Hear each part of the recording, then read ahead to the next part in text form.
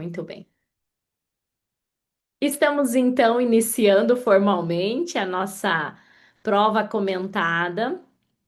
E já nos apresentamos aqui, já trocamos umas ideias e já falamos também sobre o quanto significa burocraticamente essa especialidade, né, formalmente, e que independente da formalidade em si, da fisioterapia vestibular ou não, eu pactuo da ideia de que nós somos todos um, né, e um ajuda o outro, um apoia o outro e o quanto que nós valemos enquanto profissional, ele não é o quanto a gente vale burocraticamente, né? Então, toda a nossa expertise na hora do paciente, nós temos que estar bem atentos a esses conhecimentos que nós vamos estar discutindo hoje aqui. Nós elegemos de não fazer a prova comentada questão a questão, senão a gente ia ficar eternamente aqui. Nós temos até às 8 horas, até porque eu tenho depois um atendimento mais tarde. E a intenção é que a gente discuta principalmente pontos altos, algumas perguntas que nos grupos em que a gente faz parte nós já estávamos discutindo. E a Mari, que me procurou e disse: Dani, seria muito legal fazermos uma prova comentada. Eu falei: excelente ideia, já está combinado. E aí nós alinhamos a data, e optamos por hoje, dia 8 de dezembro de 2025, estarmos fazendo então essa essa discussão. Então, é para ser bem dinâmico, bem ativo. Eu tenho a prova aqui, né? E vocês também puderam baixar a prova. E aí a gente vai, nessa primeira aqui acho que tá legal. Ah, isso aqui foi neuro, ó, quantas neuro que teve. Daí a gente pode até pegar um papelzinho e ir anotando, até para gente servir aí para mais um uma forma de quem for estudar para as próximas provas, né, poder assistir esse vídeo aqui e poder, então, ter uma análise já que está fresquinho que a gente acabou de fazer, né? Mari, boas-vindas, então, quero que você se apresente aí para o pessoal e depois eu me apresento também. Muito obrigada, Dani. Boa noite. Boa noite a todos. Antes de mais nada, é uma honra poder discutir, né? A Dani já me conhece há um tempo e ela sabe que eu adoro essas discussões. É, então, eu vou brevemente falar sobre mim, né? Eu sou fisioterapeuta aqui no norte do Rio Grande do Sul. Única generalista, única especialista, perdão, aqui, única que trabalha com vestibular. Então, assim, uma demanda alta, e talvez esse tenha sido o ponto inicial de eu ter buscado, né, pela vestibular, que já fazem 6 anos. Então, há 6 anos atrás, é, era não era fácil de a gente conseguir uma formação, né? Uma formação de qualidade. E desde então, venho me aperfeiçoando, tendo bons resultados, que a gente sabe que muita coisa na vestibular é muito rápida também, tentando sempre levar a educação em saúde, que eu acho que isso é primordial, né? E quando eu chamei a Dani para falarmos um pouquinho sobre a prova, foi justamente por entender como ela seria capacitada nessa discussão, né, para suscitar essas reflexões e, e também por entender que é uma forma de a gente construir conhecimento, né, e que eu acho que isso é importante. Então, de pronto, né? Quando eu falei, Dani, vamos fazer uma prova comentada que foi no domingo, eu acho, ainda da prova, né? De pronto, já organizou, já fez chamada e estamos aqui. Que bom que estamos aqui, né? É, que bom que a gente pode discutir. E que bom que as nossas discussões, elas são sempre, claro, agora com um objetivo burocrático, mas as nossas discussões, elas são sempre no sentido de levar o melhor para os nossos pacientes, né? Para as pessoas que nos procuram. É isso mesmo. E que bom, Mari. Obrigada, né, pelo teu sim, por você estar aqui, por você ter essa capacidade de síntese muito bacana. Nós fizemos um trabalho juntos num grupo que nós estamos na no Saúde NIBS. mental, né? Saúde mental Isso. em neuromodulação. Isso, no GNIBS, né? Então, o grupo de saúde mental e neuromodulação.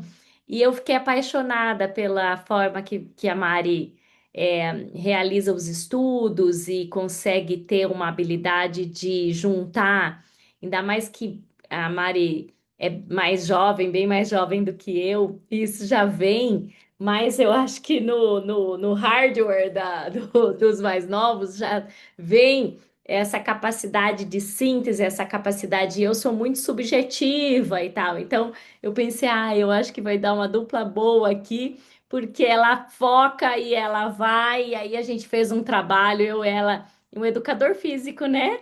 E foi muito bacana, assim, nós fizemos sobre a neuromodulação na insônia e fizemos um roadmap e tal, e aí um complementava o outro, cada um com as suas expertises. Então, eu também sou fisioterapeuta, né? Para quem estiver vendo aí depois, estou atuando desde 2002 na reabilitação vestibular, mesmo que de uma forma muito inicial no começo, em grupo, com exercícios de Caltorn e Cooksey, que é o que tinha na época. E em 2003 a gente já fez uma primeira publicação é, numa revista de qualis muito baixo, mas que era da universidade, nem sei se ela ainda está ativa, mas da reabilitação vestibular num grupo de idosos no interior lá de Santa Catarina, em Concórdia. E isso foi muito bacana, porque é, abriu possibilidades de outros alunos de graduação irem pesquisando, trazendo pessoas para a clínica escola em 2004, 2005 que tinham essa demanda da labirintite e que não tinham perspectiva de melhora e ainda fazendo o que hoje já está mais obsoleto, exercícios as pessoas melhoravam, né? Mas foi em 2010 que eu peguei para valer, para montar consultório mesmo, e aí comecei a me especializar mais na área e fazer cursos nacionais, internacionais, que eu gosto muito de estudar fazendo o curso. Então, para mim, eu vou num congresso, num encontro e vejo de tudo um pouco, e aí eu fico, eu faço uma síntese na minha cabeça e tento avançar um degrauzinho ali para depois ter ideias, né? Então, a minha capacidade de ter ideias, criatividade, acho que é um ponto forte.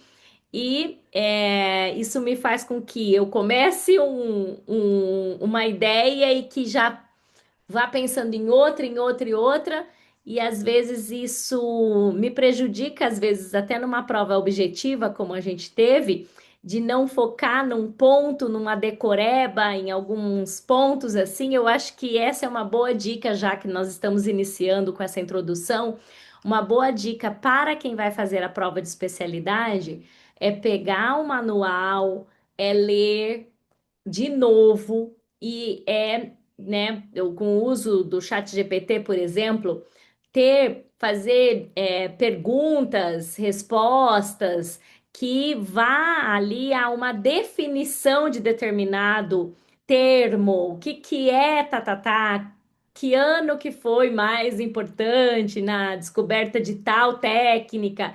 Então, isso cai em provas tanto de concursos, né, como esse de uma prova de especialidade também, né? Então, dito isso, seguimos então e aí a gente vai compartilhar aqui para Dani, posso só pegar o gancho do que você falou pode. sobre como estudar e sobre o que estudar? Uhum.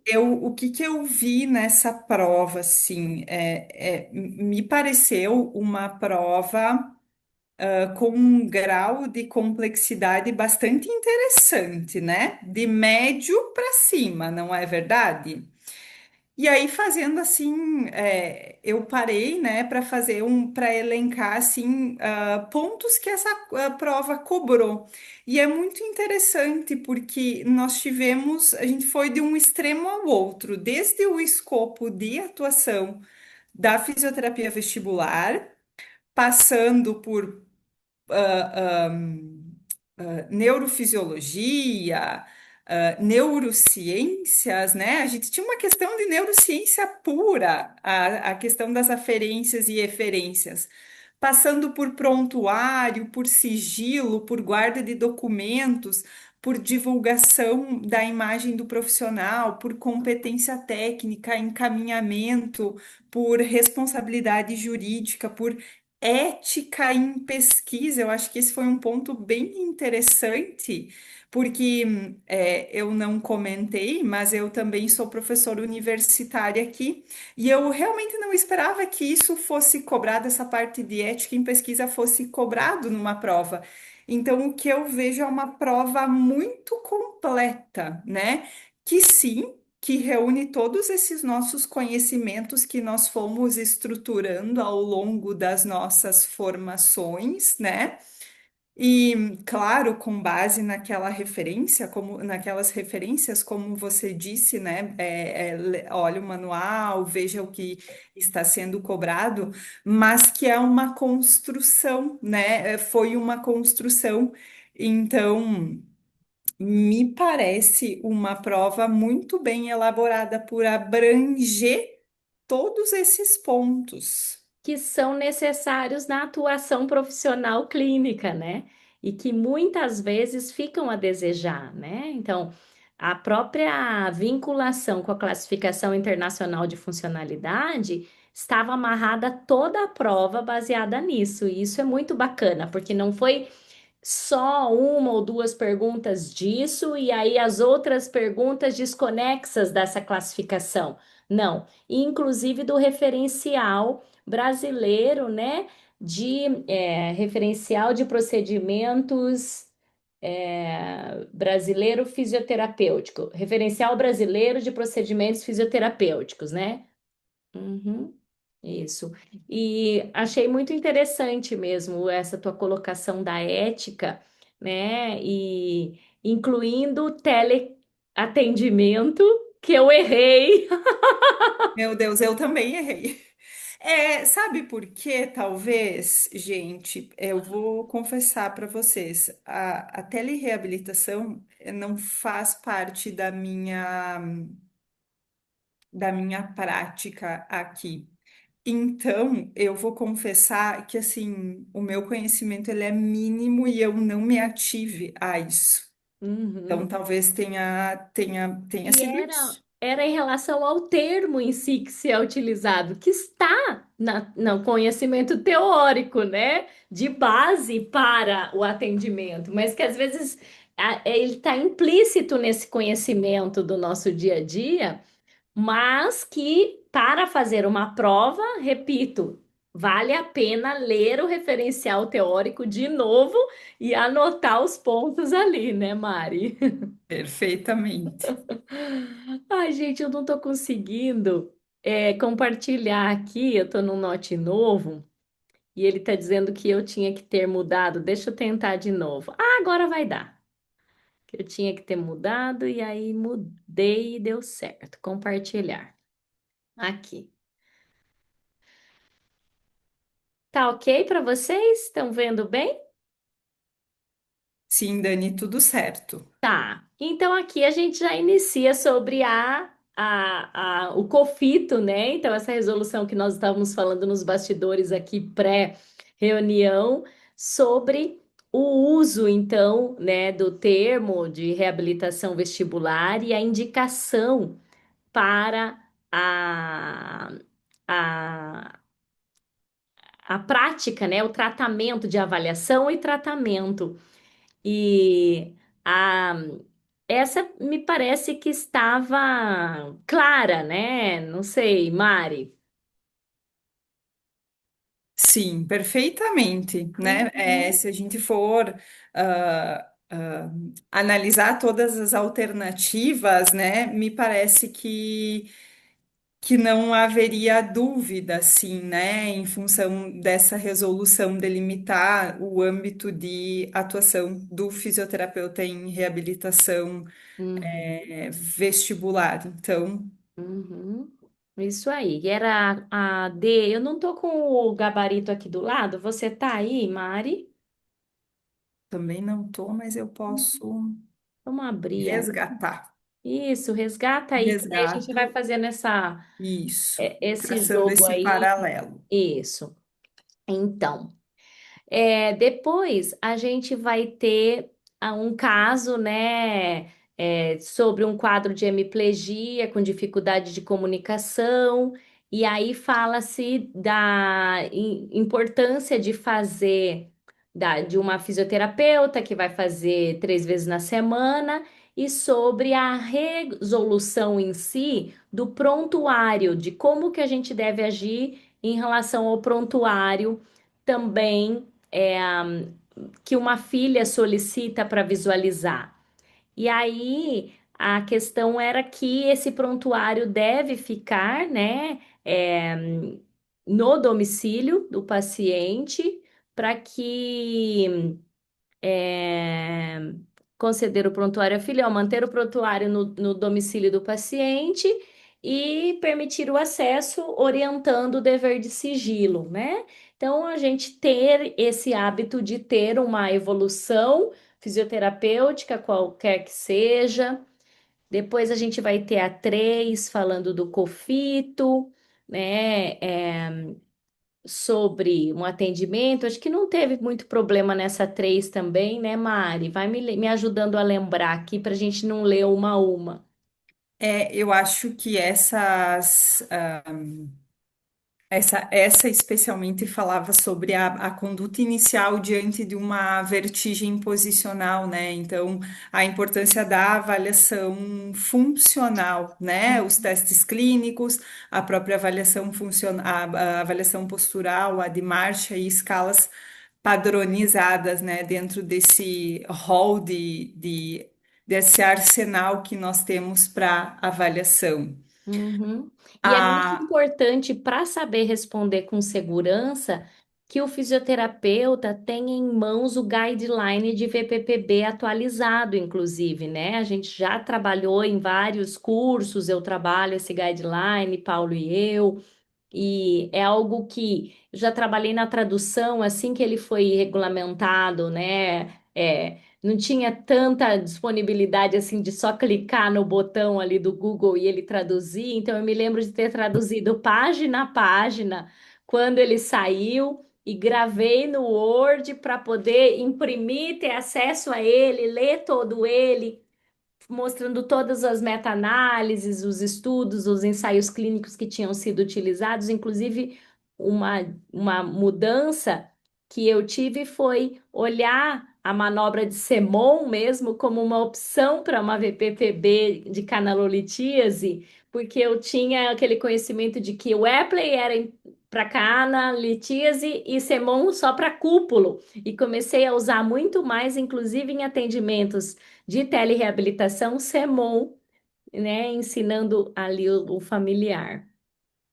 Você usa, Mari? Gosta de estudar o guideline, os guidelines? Na verdade, é um material que eu tenho assim para uma consulta rápida e também é um material que está sempre lá na minha primeira gaveta da clínica para na hora do tempo vago assim dar uma olhadinha. Uhum, A minha auxilia bastante, bastante, uhum, porque acho que é importante isso que você fala. Ali nos guidelines a gente tem todas as recomendações, né? E, inclusive eu gosto de fazer esquemas, adoro fazer esquemas, para eu ainda me localizar quando eu tô frente a frente com o paciente, né? Então, tenho memória visual, eu lembro do esquema que eu desenhei, e aí eu tô avaliando e já pensando como vai ser a minha conduta. uhum. Então, é bem importante isso, né? Sem contar que os guidelines estão aqui na prova, né? Então, Sim. Aí deixa eu voltar aqui, minha gente. Peraí. É, a prova ela tem pelo menos quando eu baixei o PDF, ela tem umas partes em branco, assim, talvez seja isso, Dani. Não, eu que tinha saído para olhar o NeuroPT, que eu queria mostrar para vocês uma página. Aqui. Aí voltei. Aqui.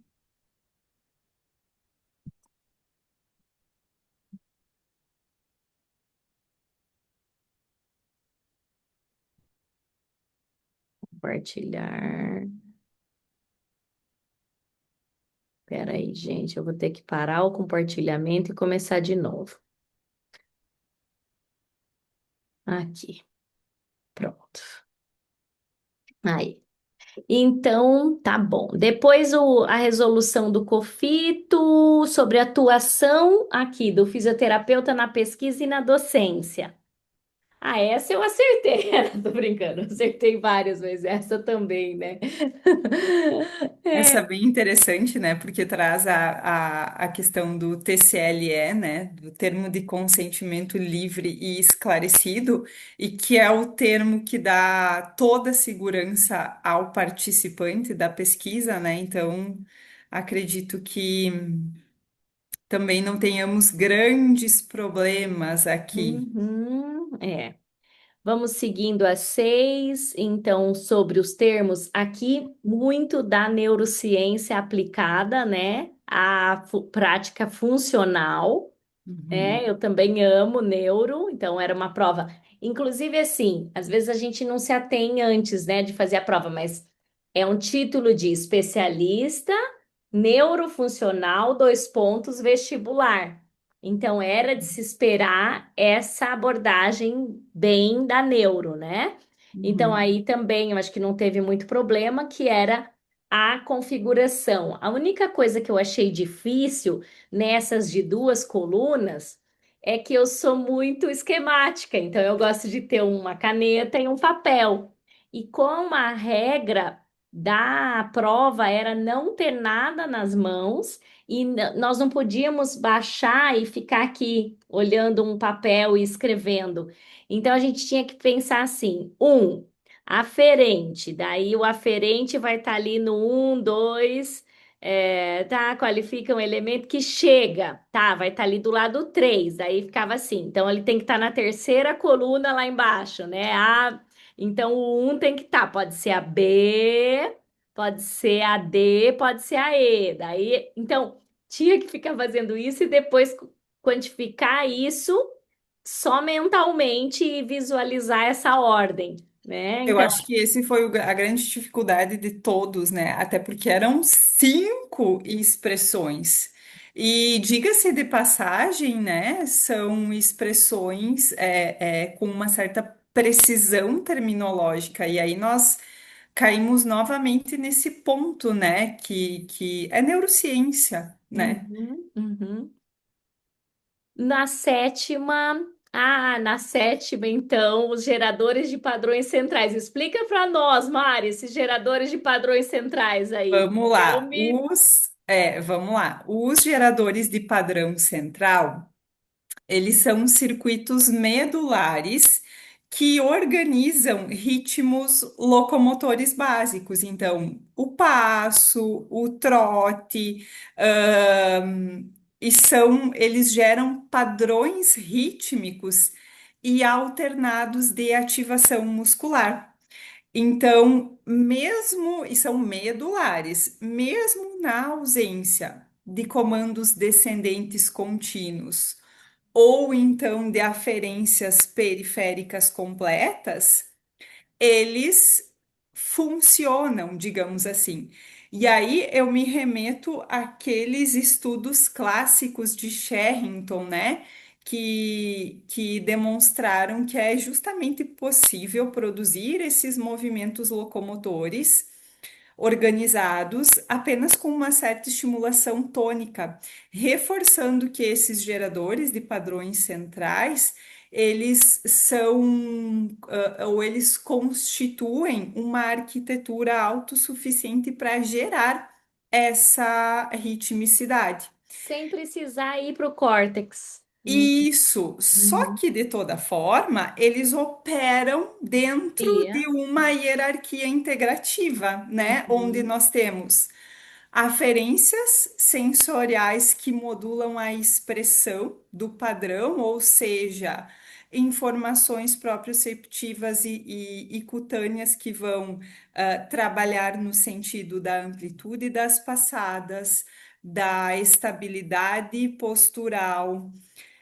Depois, os comandos descendentes que definem esse contexto motor. Então, ah, embora a gente não tenha ligação com o córtex motor, por exemplo, o córtex motor e a formação reticular bulbar e pontina, até mesmo os núcleos da base e os cerebelos, eles vão, de certa forma, modular esses geradores de padrões centrais, enviando os gatilhos e fazendo ajustes relacionados ao ambiente e ao objetivo da tarefa. Então, por mais que a gente ache que os geradores de padrões centrais, eles são reflexos simples, que era o que falava uma das alternativas, não, né? Eles são altamente complexos, né? E para nós, dentro da fisioterapia neurofuncional, eles têm um papel muito importante e relevante na reabilitação, né? Por quê? Porque pensando nesse conhecimento, nós conseguimos desenhar estratégias para a reabilitação motora, especialmente em lesões que envolvem um dano neurológico, né? Um AVC, uma lesão medular, isso é muito bonito, né? Na lesão medular, nós conseguimos ver muito bem a aplicabilidade dos geradores de padrão central. E para mim, eu Então, fiquei na dúvida da C e da D e acabei colocando a errada nessa. A certa era C, correto? isso, a certa era a C. Deixa eu abrir a prova aqui. Uhum. A certa era a C, Isso, e eu exatamente. coloquei a D, que da modulação dos inputs, mas não era a modulação dos inputs antes que atinjam, mas sim, né, ela é supervisionada pelo cérebro, né? Isso, e na verdade os inputs é como se fosse uma regulação top-down, e aqui parece que é bottom-up, né? Exatamente, Foi exatamente. esse o raciocínio que eu tive também na hora Uhum. de, de optar pela resposta correta. Beleza, deixa eu ver essa 8 se ela gerou muita dúvida, acredito que não. Também era relacionada ao controle motor e ele buscava a incorreta. Então, em relação a tempo de reação, apraxia, perseveração motora. Eu acho que nessa 8 é interessante só a gente não esquecer que percepção é um processo que integra essas entradas sensoriais com um processamento central, né? E experiências prévias, e que não é exclusivamente periférico, Ali né? atual, né? E porque sensação é o processo periférico inicial, né? Então, eu acho que nessa questão o grande pulo do gato estava aí. Uhum. É verdade, exatamente. E isso tudo ele faz uma correlação de áreas associativas, né? Então, lembrar disso e é como se dá a aprendizagem motora, né? Utilizando de sensações prévias conhecidas que estão integradas nessa memória processual, né? Aqui, 9 das teorias contemporâneas de controle motor também, né, Mari? É, com base nas teorias, qual é a alternativa que melhor descrevem essa abordagem? Eu É, acho que essa questão a gente só tem que lembrar de não lembrar, né, das visões antigas de comando central único, de controle puramente reflexo, né, que na verdade são insuficientes, especialmente para explicar o aprendizado adaptativo. Uhum, porque Então, fica essas. fazendo feedback e feed forward o tempo todo, né? Isso, A antecipação e exatamente. a correção, né, de ajustes. Isso é muito importante para quando nós vamos ensinar exercícios de reabilitação para os nossos pacientes, para que a gente não deixe ele fazendo errado para depois corrigir. Por quê? Porque você precisa ter a certificação de não fazer uma neuroplasticidade negativa, né, Mari? Então, a Exatamente. intervenção precoce, principalmente quando a gente tem a aprendizagem aí relacionadas ao equilíbrio, controle postural, que é o que mais a gente utiliza, né? E em casos de pacientes centrais, Parkinson, né? Para quando a gente for fazer essa educação da adaptação vestibular, por exemplo, nós estarmos certos de que ele não fique errando. Então, ter sempre essa parte de orientação de um familiar para que ajude esse paciente a fazer esse feedback para que ele se antecipe, corrija antes do próximo movimento, né? Lembrando dessa questão aqui da 9. E a questão da plasticidade mal adaptativa é justamente isso. O que a gente não quer é a consolidação dessa memória, né? Da memória equivocada. Então, Uhum. por isso a importância, né, da correção do paciente ou da orientação para que o paciente corrija. É a C, né, ali, tá? Eu vou Isso. batendo 9C, tá? A 10 então, do ciclo de marcha também, né? A Então, também clássica do livro, do neuro. eu Schumann, não Kiola, sei, mas Kut. esse livro assim é um dos meus livros de cabeceira e é uma das minhas paixões. Eu estudo bastante controle motor, então ele anda comigo assim, coitadinho, já tá Uma dobradinho, orelha, picadinho, isso. mas é, É um livro que quem for fazer essa prova tem que ler, tem que exato, estudar. E assim, exato. ele tem uma divisão muito bacana, porque além de ter a divisão por controles, né? O controle motor, o controle sensorial, o controle perceptual, tal. Eu digo assim para os alunos, precisa ter um livro desse tamanho para falar que o movimento acontece como ele acontece, né? E tem também as escalas de uso, né? Inclusive, depois a Berg vai cair aqui, a Time Get Up and Go e tal. E aqui ele vai falar, então, qual que é o nome desse tipo de apoio que está circulado Uhum. nesses quadrados, né? Então, mais uma de neuro aí também do movimento. A 11. Aí agora nós vamos para mais uma, então. Ah, era para eu anotar aqui todas as que eram de neuro, eu acabei não fazendo essa parte.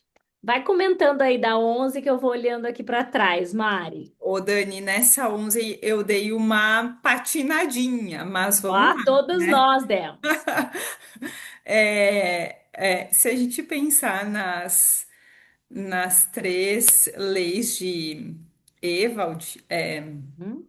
a primeira lei fala que a direção do fluxo endolinfático vai ditar a direção do movimento que produz excitação máxima, né? Então, por exemplo, se eu movimentar a cabeça no plano horizontal, Uhum. os olhos vão se mover nesse plano horizontal. Isso por quê? Porque cada canal semicircular vai estar ligado a um par específico de músculos extraoculares. Então, quando eu tenho a ativação de um canal, os olhos vão se mover no mesmo plano daquele canal. Essa é a Ativar. primeira Uhum. lei de Ewald, que é o que está Que é o ali, que está na A, que é o que está correta, na tá? Ok. A. A segunda lei de Ewald determina então que os canais Semicirculares semicirculares horizontais. horizontais, o sinocílio vai estar voltado para o utrículo de Uhum. modo que os fluxos centrípetos em direção ao utrículo são excitadores. Daí deu uma embananadinha. Por quê? Porque eu lembrava do fluxo endolinfático sendo ampulipetal em direção à ampola, mais excitador do que o Lifogal. âmpulo fugal, né? E o meu raciocínio está correto, né? Mas não é da Lady Ewald. Exatamente. E aí eu deixei essa alternativa em stand-by. E aí eu fui para a alternativa C, que diz que a terceira lei de Ewald afirma que nos canais verticais, em contraste com os canais laterais, a corrente endolinfática é predominantemente excitatória. E, na verdade, a gente sabe que nos canais verticais existe a excitação, e ela é ampulofugal. E nos horizontais, ela é ampulipetal. E aí o que me pegou foi esse É encostaste. porque ela está é como se ela tivesse incompleta, porque ela poderia ter justificado, né?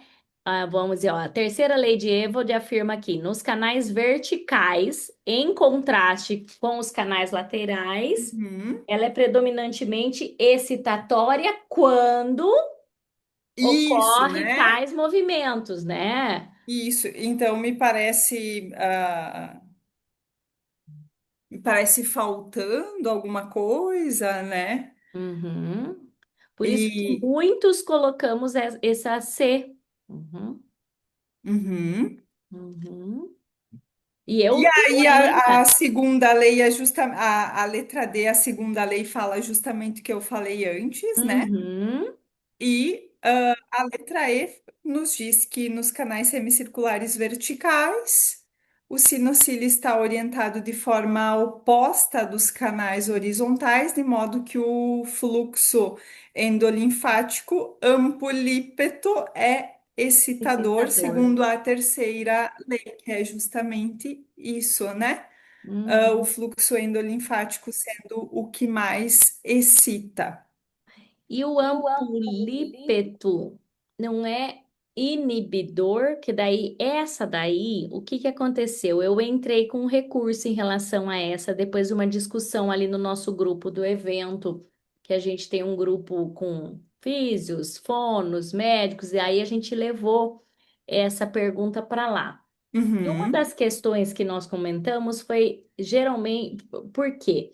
Porque ela, eu não me lembro se essa que era a incorreta, não, a Ele pede a incorreta do incorreta. gabarito mesmo oficial, Tá, a já 11, vamos tirar uma dúvida. Aonde está marcado letra C, letra É, gabarito C. oficial. Uhum. E na letra E, pela discussão, estava aqui de modo que o fluxo endolinfático ampulífugo, ampulípeto é excitador. Deixa eu nos ver. canais horizontais. Ó, nos canais semicirculares verticais, o sinocílio está orientado de forma oposta ao dos canais horizontais, tá ok? Uhum. Só que nessa segunda parte, é, o fluxo endolinfático que foge, não, que vem para ampulípeto, que vem para a Olá, ampola, é excitador. E é isso mesmo.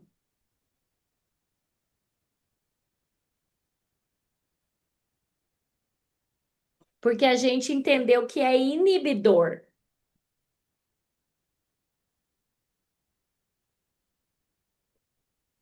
E aí eu fiz uma justificativa que também pudesse ser a E.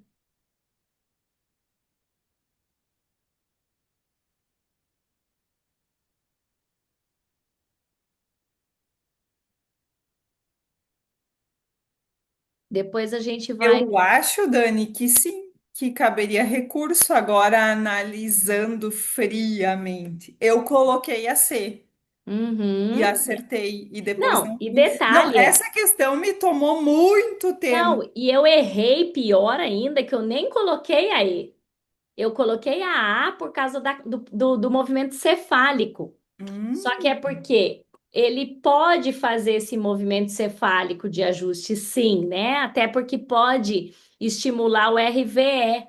Mas daí eu pensei que a pegadinha dela toda, que era para a gente ficar pensando nas leis, mas que a pegadinha seria no cefálico, entendeu? Mas não era, sim, né? sim. Mas errei essa sim. Vamos ver o que eles vão responder o recurso em breve, tá? A 12, vamos seguindo aqui, ela vai falar: Ah, essa me pegou, gente, porque é pediatria. E eu sou ruim para chuchu na pediatria, tá? E E eu ainda mais que juntava o GMFCS com a classificação, mas eu acabei acertando por exclusão. Mas essa me pegou aí um bom tempo, né? Então a importância também de quem for se preparar tanto com conhecimento da vestibular associada às disfunções pediátricas e adultas. Por quê? Porque o meu pé, eu sou especialista, inclusive pela prova, em neuroadulto idoso, não em criança. mas eu vou confessar que essa eu errei, mas errei assim um pouco de só de parar para pensar. Por quê? Porque na semana anterior nós tínhamos atendido uma criança Criança. na clínica escola com essa mesma classificação. E aí Aham. eu não sei, eu lembrei dessa alteração significativa que está atrelada ao GMFC S5 de estabilidade da cabeça e de tronco. Mas acabei marcando errado. Uhum. Gente, vocês querem ir comentando junto conosco, né? Vamos lá, Ellen. Oi, Milene! Pessoal, vai abrindo aí o áudio, vai comentando, vai dizendo se acertaria, erraria, se quando fizeram foram bem ou mal também, tá? Fiquem à vontade. E aí era qual que era a correta aqui, só para a gente não ter que ler todas? Ah, crianças Tá. como AE. Isso é a correta, é a Era letra aí. I. Uhum. Agora aqui, uma paciente, então, mais um estudo de caso, acho que é bem bacana essa forma, né, de questões, assim, de provas com o estudo de caso, que daí a gente faz uma analogia com a prática clínica mesmo, inclusive por quê? Porque é uma prova de averiguação do teu conhecimento para a prática clínica, né? Isso é muito bacana. E vai falar sobre o teste do impulso cefálico. Pera lá.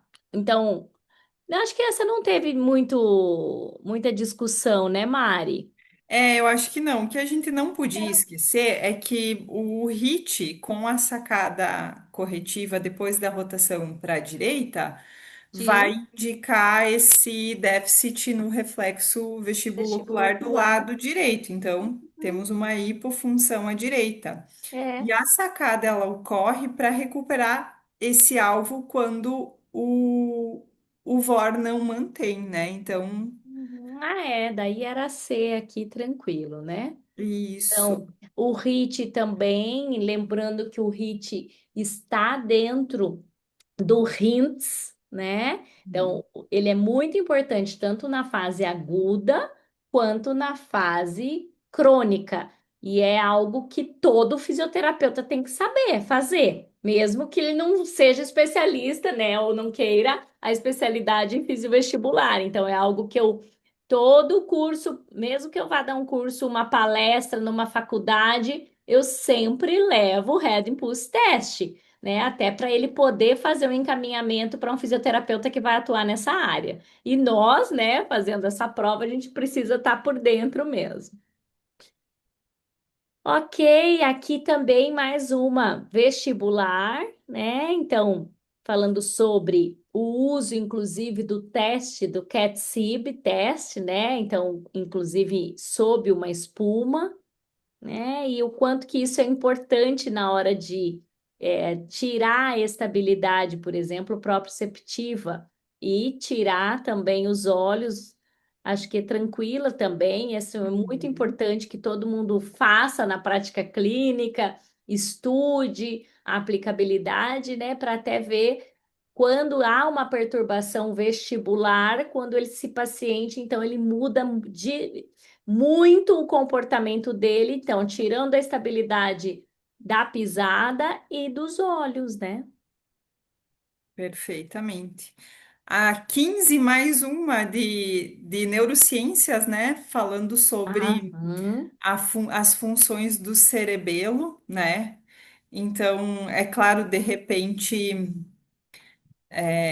se alguém não tem tanta familiaridade com o cerebelo, né, e que não teve esse tempo de rever, né, mas o cerebelo tem essa função no ajuste do tônus, na coordenação e na aprendizagem motora, né, além, é claro, das Funções contribuições cognitivas. reconhecidas, né, recentemente para funções executivas, processamento temporal, atenção.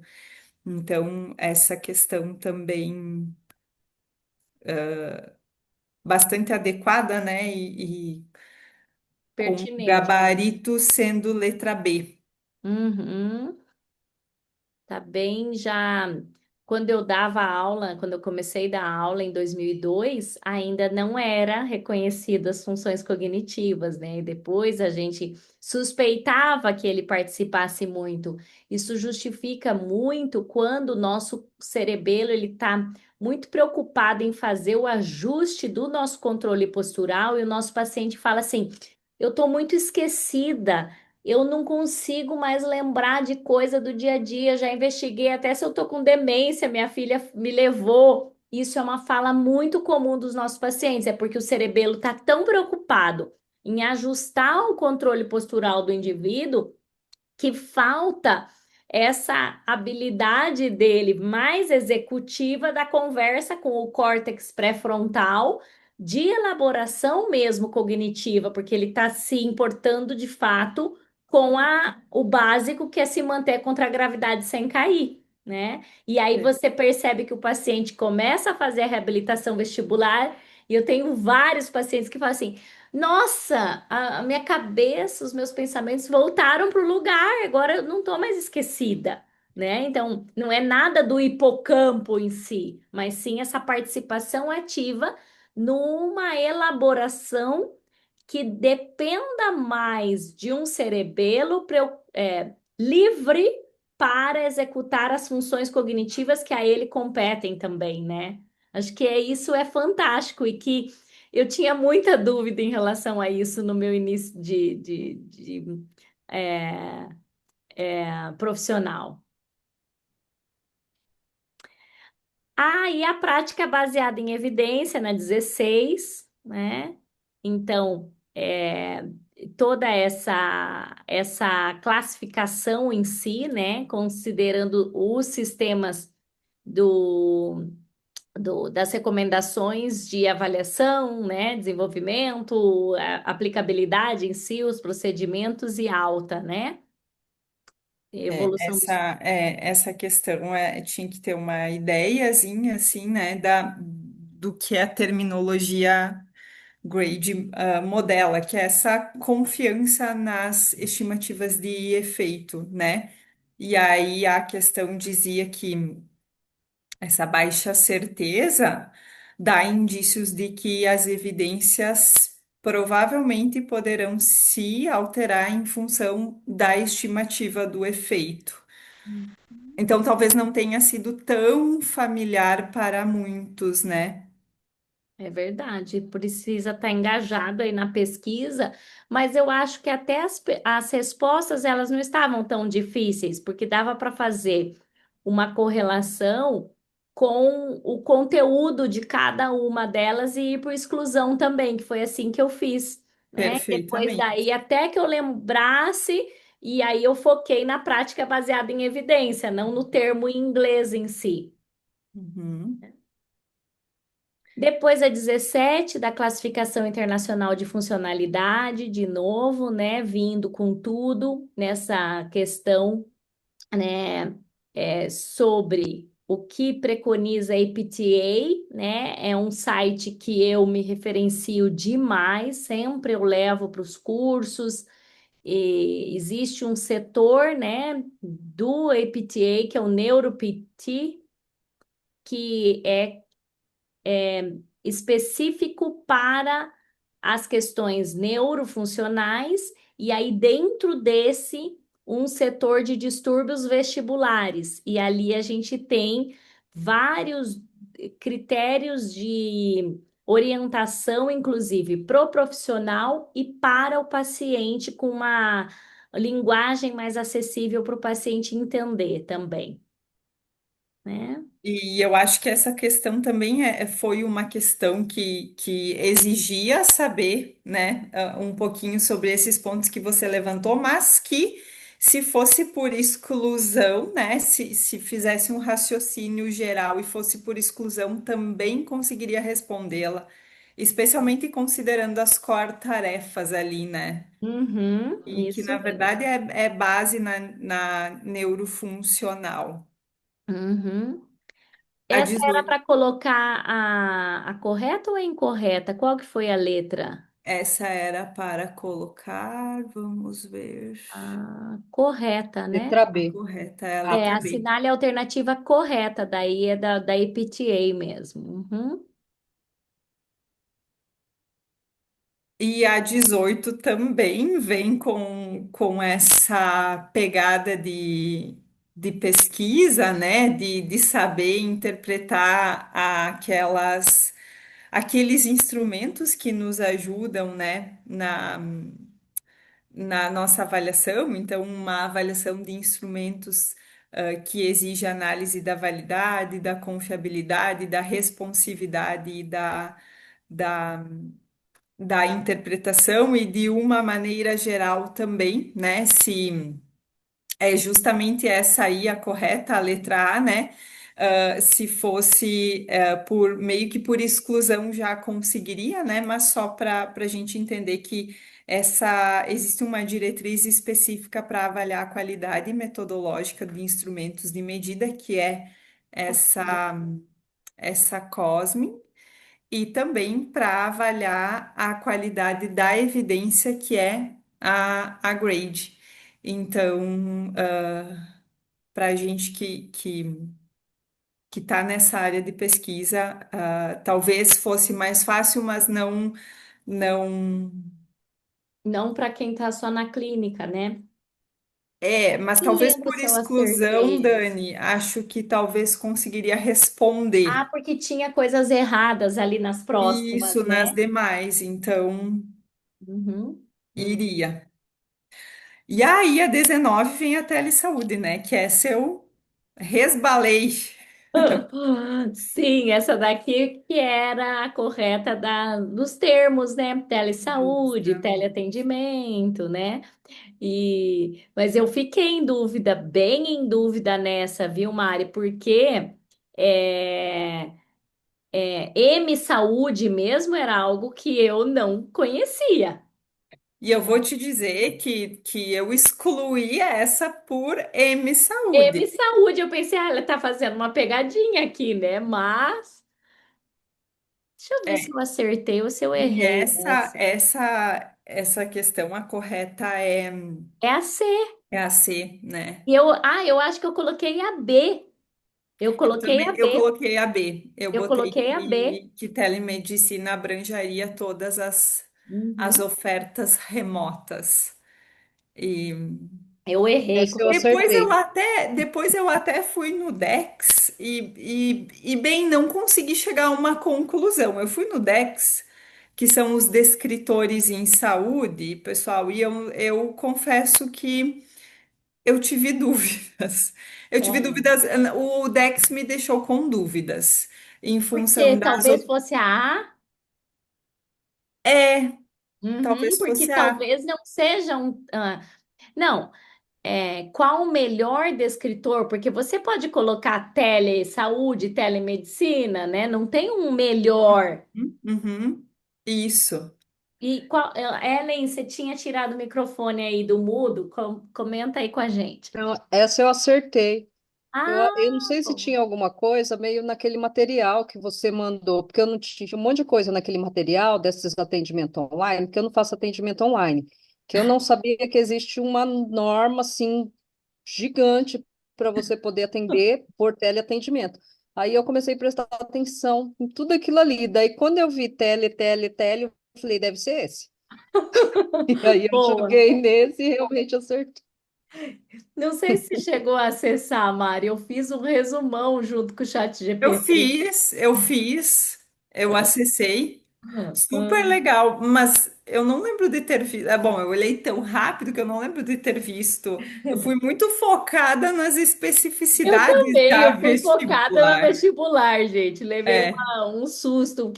Gente, eu comecei a conferir uma. Eu pensei, meu Deus, acho que não vai dar. Porque algumas dessas, assim, de erro bobo, eu fiz, né? mas eu também fiz. Na verdade, isso é bom, né? Para a gente refletir que é isso que vai acontecer e tá tudo bem, né? Exatamente. Bom, vamos lá, então. Nós estamos na 20 e estamos muito demorada. Vamos ter que acelerar o passo aqui, porque já é 10, 8 e 8 e 11. 10. É. Ó, prática baseada em evidência, já falamos? Não. Uhum. Aqui.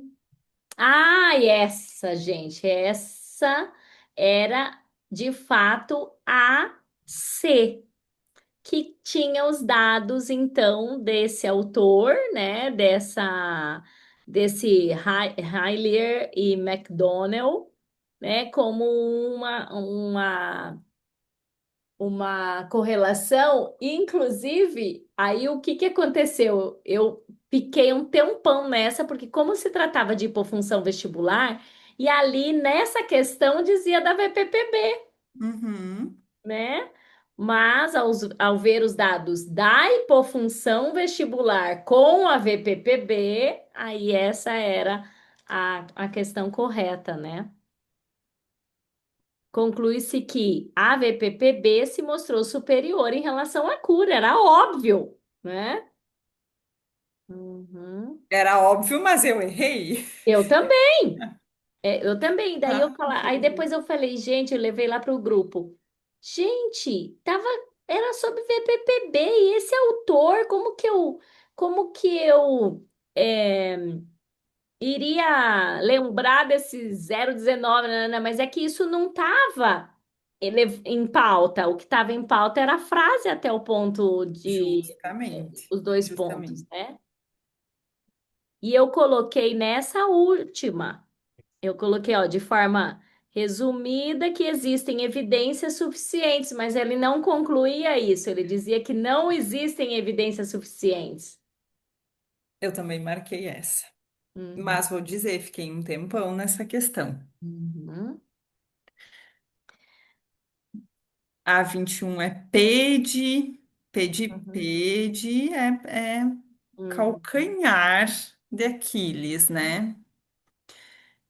Mas eu acho que, de uma Tá. maneira geral, é importante, por exemplo, nessa questão, considerar a possibilidade na 21, a Uhum. possibilidade não, a importância do exame clínico na Claro, criança, né? era B, né? Isso, isso. Uhum, isso.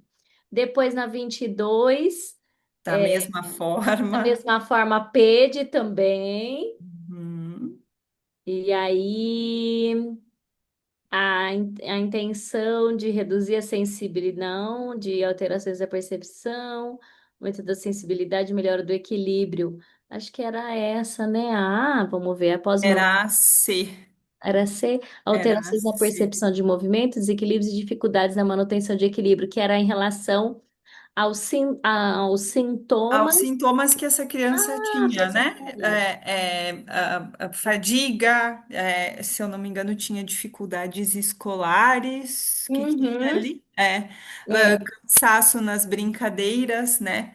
eu E quero fazer menção a um trabalho da Cíntia Lazarotto que eu orientei, que nós trabalhamos exatamente isso, porque a criança, ela tem alterações de aprendizagem correlacionadas com déficits vestibulares também, né?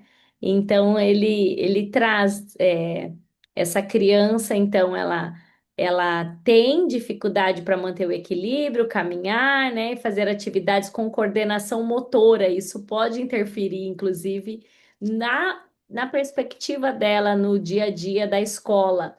E o quanto que, é claro, né, eu puxando a sardinha aí para o artigo nosso, era o quanto que é importante as brincadeiras que estimulam o sistema vestibular na pequena infância.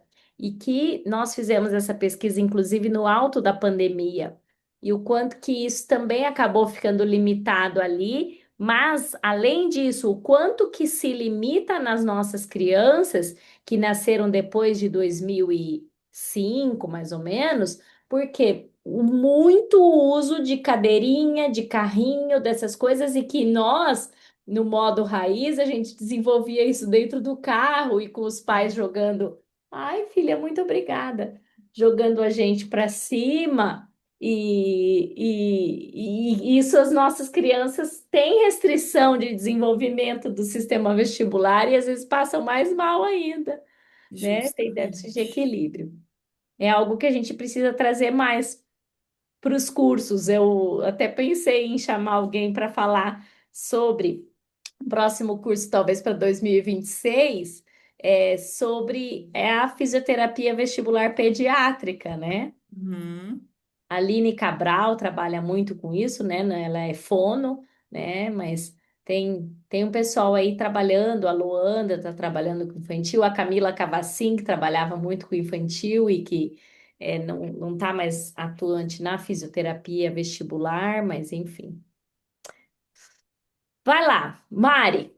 a 23, assim, nada de muito difícil, né? Pensar que a estratégia inicial é educação e exercícios de adaptação e de habituação, que são esses pilares iniciais para a reabilitação vestibular, para muitos casos, né? Então, a letra C. E eu E acho aí? que, assim, né, de uma forma muito resumida, é isso aí, né? Na 24, né? Pensa sempre que o foco prático é a redução dos sintomas, né? Se a gente for pensar nas disfunções otoneurológicas, nós temos aí tontura e desequilíbrio, né? Então, a melhor abordagem é aquela que vai Reduzir. abranger esses sintomas, né? Uhum. Então, a letra B é a 25. Aqui pedia a alternativa incorreta, né? E fala sobre os fatores que Interfere. influenciam na atividade, na reabilitação vestibular, né? Então, o gabarito é a letra C, né? Por causa das questões cognitivas, né? A atenção Justo. do paciente para fazer. Isso, e a gente sabe que a desatenção, que a falta de memória, que a própria ansiedade, né, influencia fortemente na adesão e também na resposta da Uhum, reabilitação vestibular.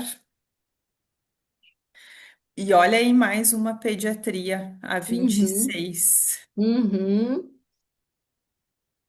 Os principais seriam o VOR, teste de postura, equilíbrio, além de testes específicos no impulso cefálico e avaliação do nistagmo, né? Uhum. Que era essa, né? Que é a letra A, né? Uhum, Então, uhum. a gente sabe que em pediatria a gente sempre tem uma avaliação adaptada, né? Mas independente disso, nós vamos precisar incluir nessa avaliação VOR, e testes, de equilíbrio. Uhum, uhum. E aí foi legal de ter também, né? Eles foram colocando os outros testes aqui, né? Então, são testes que a gente precisa saber bem claramente qual é a intenção deles, né? O teste do impulso cefálico, que é um outro nome para o HIT, né? Para o Head Impulse Test, teste de calorimetria, né?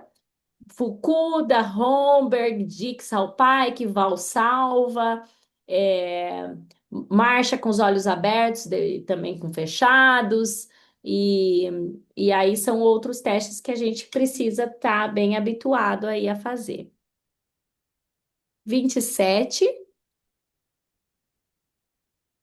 Essa questão falava sobre o papel do teste de posicionamento na avaliação vestibular, né? Uhum. E eu acho que o ponto, assim, é se a queixa do paciente é desencadeada por movimentos da cabeça, como deitar, virar, né? Que é o que o caso traz.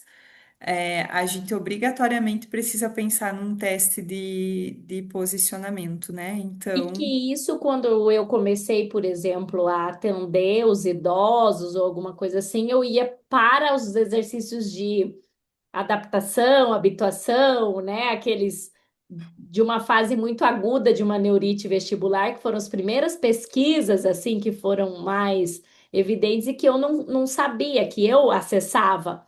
E que eu não sabia fazer esses testes de posicionamento da cabeça, né? Que foi depois o grande boom da fisioterapia vestibular, foi aprender. Daí depois virou curso só de VPPB. E aí depois, tanto é que muitos dos cursos que a gente fazia, a gente aprendia mais, era VPPB mesmo. Aí depois que vieram mais esses estudos dos outros de fato, do controle postural e esse braço muito grande, né, com a neuro. Tai uhum. Chi, achei o máximo ter uma pergunta de Tai Chi, né? Mas eu vou confessar que eu dei uma patinadinha aqui, porque as alternativas tinham pegadinha, né? Todas elas tinham mesmo. Uhum. Então a gente tinha que lembrar que ah, da grande peculiaridade, né, que o Tai Chi tem foco em movimentos lentos, em continuidade, foco em postura e controle, que nós não vamos ter os movimentos bruscos e que não tem um enfoque em agressividade, né? Então, esses eram os pontos dessa questão. E o gabarito era a letra E, gente, isso aí, letra E. Era, né? Que falava sobre É. essa movimentação, o foco consciente, né? O grounding, as coisas que a gente utiliza Uhum. De para forma brusca. isso, porque é quando ele vira assim que Uhum. ele sente medo de fazer isso, né? E aí, conforme ele vai se habituando de novo, isso a gente trabalha até PPP. Uhum. Porque era incorreta, né? Então a gente não Isso. pode pegar o paciente e expor ele mais ao que ele tem mais medo, né? Uhum. Perfeitamente. Uhum. Isso, inclusive, é bem contraindicado eu dar para um paciente. Hoje eu vejo, né? Eu não sabia disso 5 anos atrás. Exercício de adaptação para um exercício, para um paciente de TPPP. Então, não é para todo mundo que a gente vai dar exercício de adaptação, né? Então, eu ainda tenho muito essa dúvida dos meus alunos, assim, prof, eu já passei X1, X2, nananã. Aí eu digo, não, não é por aí que você vai começar, né? Então, dentro de um conceito de enxaqueca e TPPP. Vamos lá, então, 29 eram de outras escalas, né, consagradas na literatura da neuro, né, o DHI, o Time Get Up and Go e o Berg. Berg. Uhum. E era a resposta Essa resposta é a letra A, gente. Deixa eu ver. Conferir. A 29. Eu acho que não. Perdão, letra C. Letra Uhum, C, a porque 29. a Letra 2 C. estava errada, né? Porque ele não avalia, ele fala assim que é passar de sentado para em pé nessa sequência, depois da posição em pé para sentado e nananã. Tinha pegadinha aí, hein, Uhum. gente? É, Uhum, esse foi o ponto. uhum. O teste de rolar, né? O roll teste para investigar a, o canal lateral também era tranquilo, assim, para gente que está mais habituado com os testes. E no caso, com duração de 60 segundos apogeotrópico, que aí que Uhum. era o ponto alto, né? Que a gente sabe, né? Estudamos com o Zuma Maia, que isso vai indicar cúpulo, né? Era C. Isso. Uhum. Sim, letra C. Uhum. A 31 falava sobre uma vertigem aguda, depois a sensação de cerca de 3 dias, ficou em repouso e medicação, depois ela ficava estranha com o corpo, né? Então, e aí com base para colocar a alternativa correta. É, daí ele, eu acho que trazia da TPPP essa daí. Era B? Isso. É. Ausência de achados objetivos ao exame Uhum. trazem um conceito de TPPP, uma hipótese de TPPP. Uhum. 31 não é a C? 31. Deixa eu ver. Vamos ver. É, O eu tenho padrão muito. dos sintomas persistentes após uma vertigem É, aguda trinta e e um é a agravados C, por desculpa, estímulos me sugere um perdi transtorno aqui. funcional. Ah, sim, eu lembrei. Essa é a C, por quê? Porque a TPPP entra como uma disfunção funcional. Essa eu fiquei na dúvida. Essa eu errei. Hum. Essa eu acertei por causa de um dos cursos que nós demos, nós usamos o de síndromes vestibulares, nós usamos a pesquisa de Halmag, será que é Halmag? Ai, eu tenho esse artigo.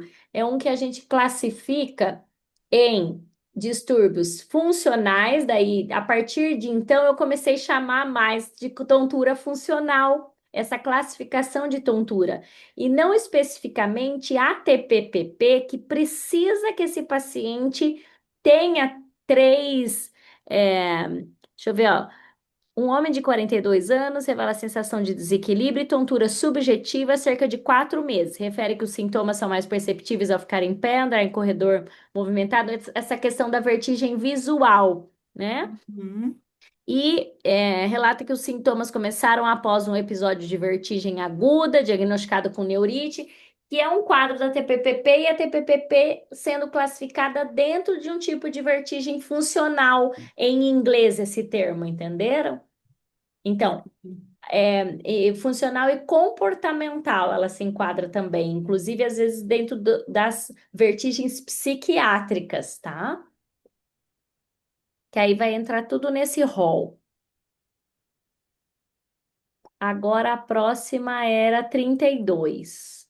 Que é uma Meniere clássica, né? Uhum. E aí, eu acho que o ponto importante lembrar aqui que o tratamento ele é multidisciplinar, envolvendo reabilitação quando essa crise não estiver ativa, envolvendo medidas farmacológicas e dietéticas, né, bem importantes,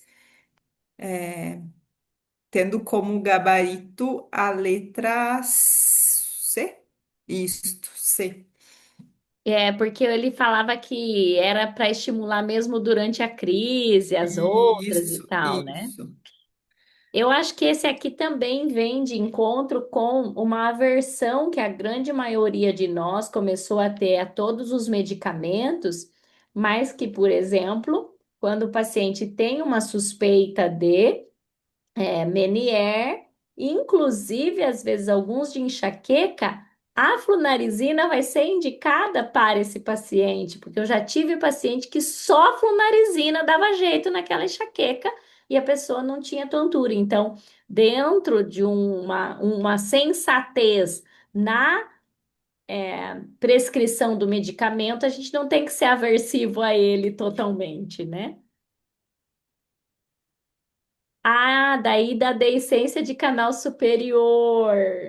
Paulo Gomes. Essa eu lutei bravamente. Aham. Eu E errei essa. você errou? Quem que é? Ah, A Ellen. Eu também errei essa daí. Uhum.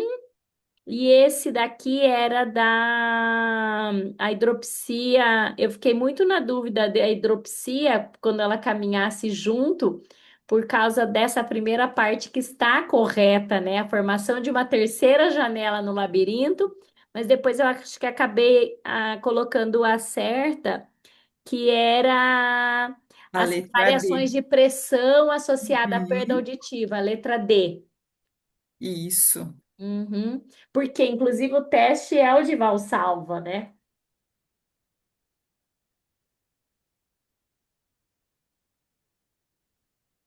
Depois, a letra, a 34, oscilopsia ao caminhar, paciente com alteração metabólica, né, com hemodiálise, e usou, o ponto-chave dessa era o uso da gentamicina, sendo Uhum. algo ototóxico.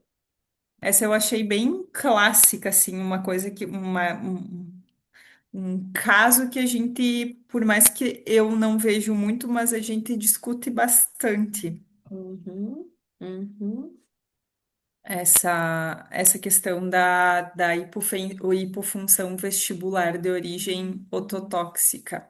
uhum. E eu avaliei uma paciente agora, tem cerca de um mês, que estava exatamente nesse quadro. Mari, quer falar dessa A, da 35? a seguinte é que trata sobre dá um caso clínico, né, de VPPB e fala sobre o manejo de VPPB de canal posterior, né?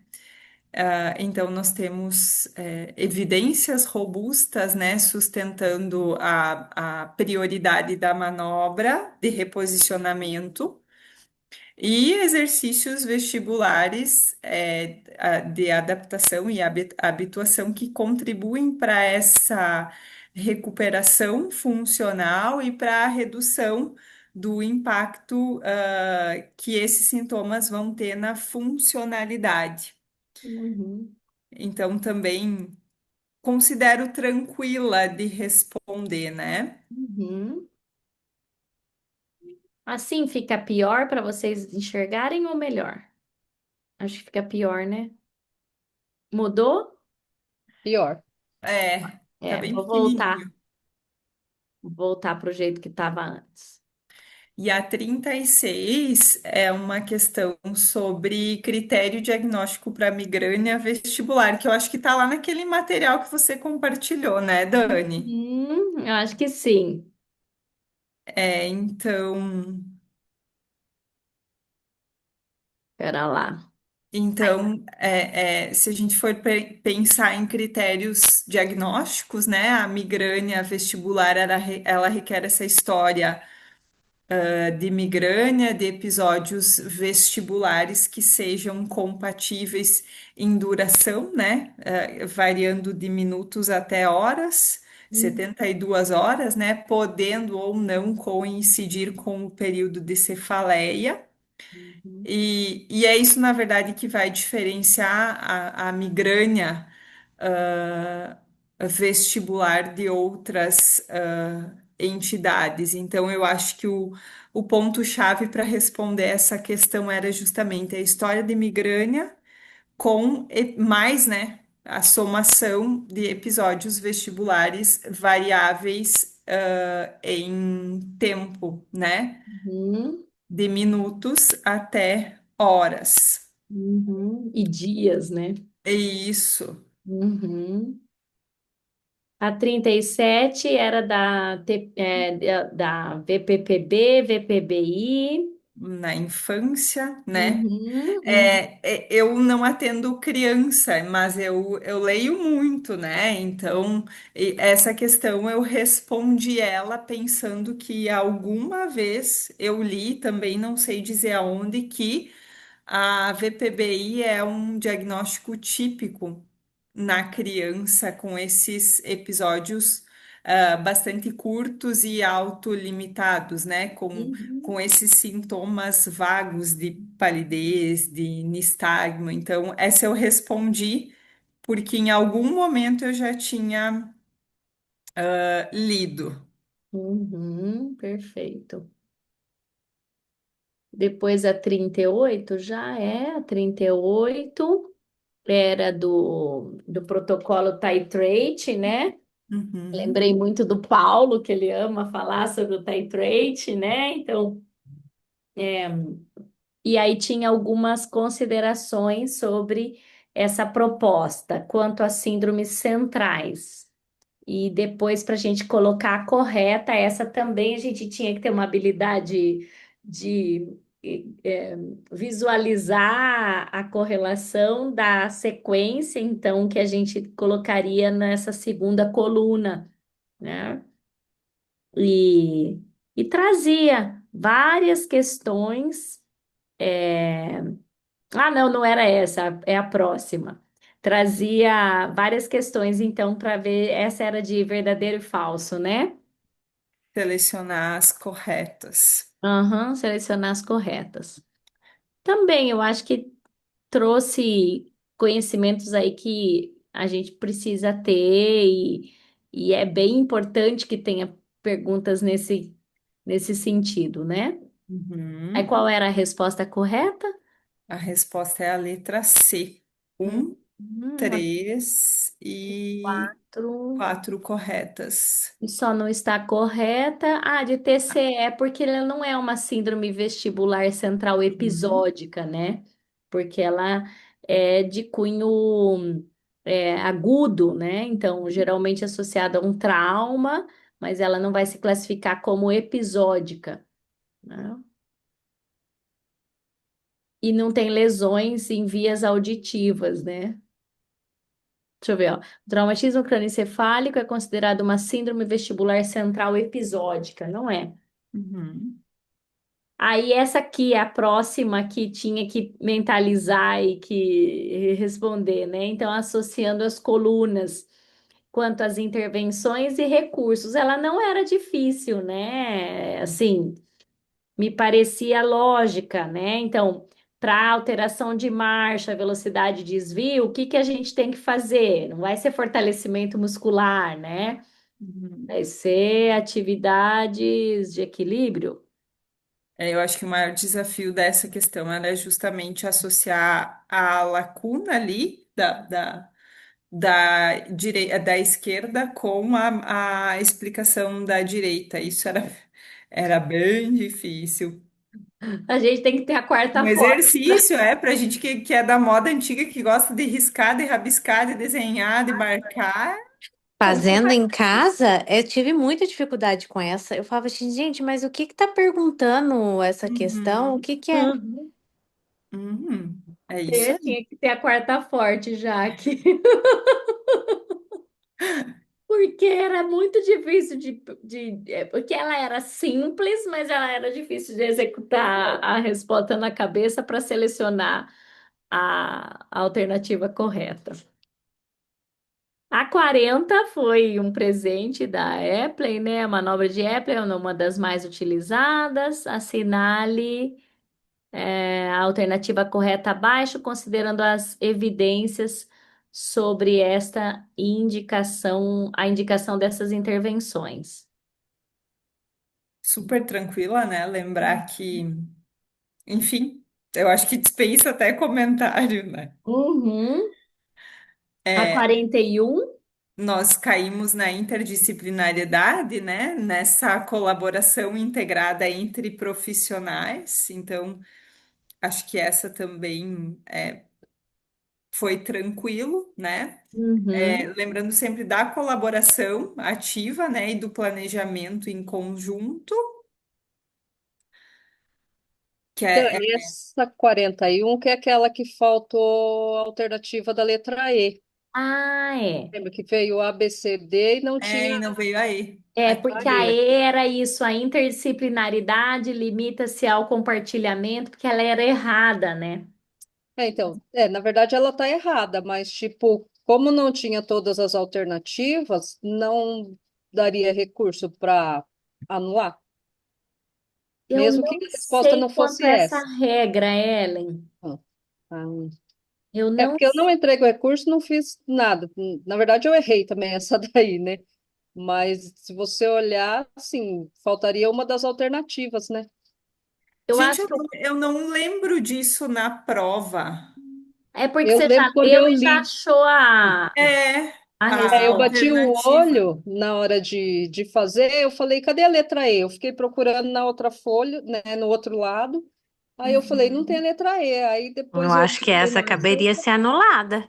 É, Então, eu falei, talvez essa daí daria para ser anulada porque não tem alternativa. Teria, todas elas deveriam ter as 5 alternativas, né?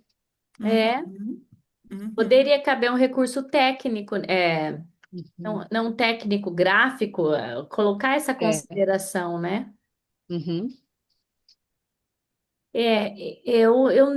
E eu depois eu pensei, eu vou ler sobre isso, que se quando falta uma, mesmo que não for, porque se fosse a D, por exemplo, ter ficado errada porque juntou com a E, ou as corretas ser a E, e daí não tinha E, e aí a gente acaba colocando outra, eu acho que justificaria mais. Eu não sei quando não está tão envolvida, mas de certa forma não tem a letra E ali na frente da sentença, né? Porque como não tem a letra E, de repente consideraria o quê? Toda aquela ali como se fosse a letra D, né? É, Porque ela segue numa sequência, mas mesmo assim, tipo, são duas coisas diferentes, né? são Se duas parar para coisas ver. diferentes, É. com certeza. Uhum. Eu não sei responder isso, viu, Ellen? É Cabe que a gente a dar uma. parte do recurso era até naquele dia 2, né? Eu acho que era para entrar Era com recurso. oito, era. A prova foi dia 30, né? Era um e dois. É, Uhum. acho que 1 e 2 e até dia 8 hoje, amanhã, não sei, que é o que sai, o que foi feito de recurso, né? Uhum. Isso. Pode ser que tenha alguma informação em relação a isso, viu? Tá. Depois eu vou dar uma lida certinha no manual lá. Isso. Aí depois sobre telereabilitação de novo, né? Teleatendimento, telereabilitação, também acho Essa que. questão é por mais que eu tenha sentido uma certa dificuldade, eu não sei se vocês estavam agora no último Cobra Fim, teve uma das conferências onde trouxeram exatamente esses dados de que a Hum. telereabilitação ela tinha uma equivalência em satisfação em adesão do paciente. Então, o gabarito é AB, né? Então, quando eu cheguei aí, eu já marquei para não correr o risco de ir adiante e errar. Uhum. Eu gosto muito da telereabilitação. Eu acho que na vestibular, pelos colegas que eu acompanho um pouquinho mais, é muito bom, né? E é bem isso, assim, os resultados, eles são equivalentes, né? Uhum. Claro que a gente tem uma limitação, sim, do nistagmo, né? Então, ele requer um pouco mais de raciocínio clínico, e como a gente não consegue fazer a anulação, o conflito da fixação ocular, ele é mais pela fala. Mas como muitos dos meus pacientes não são AVPPB, eu tenho muito sucesso, porque muitos são hiperreflexia de sistema nervoso central, TPPP. Então, E eu também gosto muito de fazer casado. Eu faço uma avaliação, aí o paciente é de fora, ele só veio para avaliar comigo, e depois eu sigo com ele em telereabilitação e dou alta na telereabilitação. Daí é muito tranquilo, né?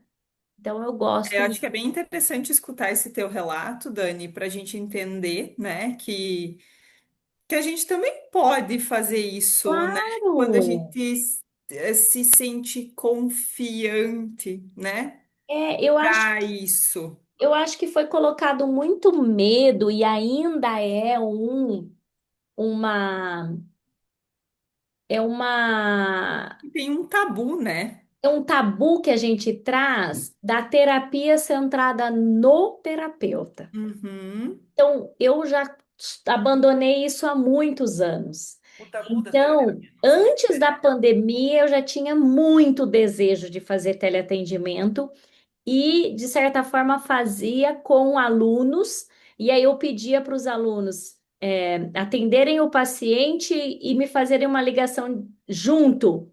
E aí eu, pelo Skype, ficava atendendo junto e ajudava esse fisioterapeuta a elaborar. Então, eu comecei a pegar experiência nisso antes por causa disso.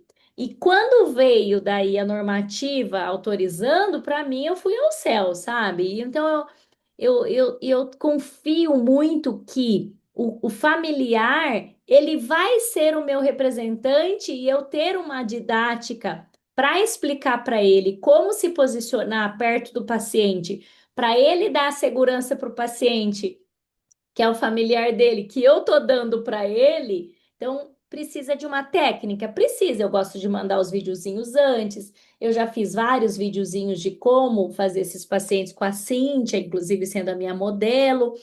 E eu não quero o conhecimento para mim, eu não me importo de compartilhar com o paciente e com o familiar dele o nome das manobras. Eu não tenho medo que ele não venha amanhã ou depois, que às vezes são várias questões que não o teu caso, né? Mas são várias questões que amanhã ou depois a gente precisa trabalhar mais ainda para falar abertamente disso. Nós não precisamos que o paciente venha até nós. Ele é o responsável pela reabilitação dele. Nós só auxiliamos num raciocínio clínico adequado para a seleção adequada dos recursos para ele ficar bem, né? Eu acho que é bem por aí, assim. É que a minha cabeça, eu gosto até de religião, eu gosto já de pensar assim, eu gosto de ecumenismo da interdisciplinaridade, por exemplo, eu não me importo de forma alguma que alguém esteja fazendo. Ai, o enfermeiro tá fazendo manobra, eu falo, graças a Deus, porque daí o paciente chega lá e já resolve a Resolve, né? manobra, É, né? Mas daí perfeito. eu sei que é uma ingenuidade muitas vezes da minha parte, daí eu tenho os colegas que falam, onde já se viu você achar que é bom isso? Mas eu acho. Vamos lá, que estamos quase na reta final aí, gente. Vai dar 2 horas de encontro. Essa 43 trazia todo um caso, né, de um paciente que chegava, de um familiar que chegava com um paciente, né? E aí pedia para resolver essa questão, esse conflito, né? Não um conflito, mas uma aceitação de caso e uma reflexão sobre a capacidade técnica, né? E se a gente for ali nessa resolução do nosso código de ética, né? Do código de ética do fisioterapeuta, Hum. por mais que daqui um pouco a gente tenha vontade de acolher aquele familiar e resolver o problema dele, o código de ética nos diz que nós só devemos aceitar atribuições quando capacitados e quando o desempenho for seguro. Então, Tá. se, por exemplo, era o caso, né? Se o fisioterapeuta não tem capacidade técnica para tratar o caso de vestibular, ele deve encaminhar este paciente Aí eu vou dizer, ou estudar e começar a se apaixonar por essa. pela vestibular. É. Mas Mas eles é, devem encaminhar, né? Inclusive os outros profissionais, né? O médico. É muito comum nos Estados Unidos, na Austrália, que um paciente que chegue com um quadro típico de vertigem periférica, ele não dá nem entrada no hospital. Eles falam, vai ali na outra porta que é o fisioterapeuta que tem que te cuidar, né? E aqui uhum, a gente tem ainda muito essa fome pelo paciente, mesmo que a gente não saiba fazer, põe lá na plaquinha até que faz. é. A seguinte, a 44, bem interessante, que fala do mal do desembarque, né? E, esses sintomas, eles envolvem essa sensação persistente de oscilação depois da exposição da pessoa a um movimento contínuo, né? E os pacientes muitas vezes relatam essa sensação de flutuar, né? E a dificuldade de sensorialmente pertencer ou se encaixar naquele ambiente, né? Eu vou confessar que essa eu errei, mas eu já sei por que que eu errei, né? Eu, Aham, era B, né? o gabarito correto é a B, deficiência cinético-funcional neurocentral afetando o labirinto vestibular central. E eu marquei a D, disfunção funcional mista vestibular e proprioceptiva. Mas Uhum, não é. uhum. Justamente por esses sintomas, né? Nós temos essa alteração na adaptação sensório-motora do paciente, né? E é por isso que, que o Ele paciente passa mal, né? Que sintomas, ativa o né? sistema É nervoso. como se o cérebro não desligasse daquele modo embarcado, né? Permanecendo sempre ajustado a um padrão dinâmico de movimento, mesmo após parar, Estar cessar o estável, né? E aí movimento. ele não interpreta a propriocepção, né? Perfeitamente. Por isso dá uma justificativa até para colocar a D, sim. Por quê? Porque como ele não ajusta, só que ele não ajusta centralmente a via proprioceptiva, né? Isso, esse foi o grande ponto, né? Uhum. Que talvez caberia também uma. Se não tivesse a B tão clara, a D ela não está totalmente incorreta.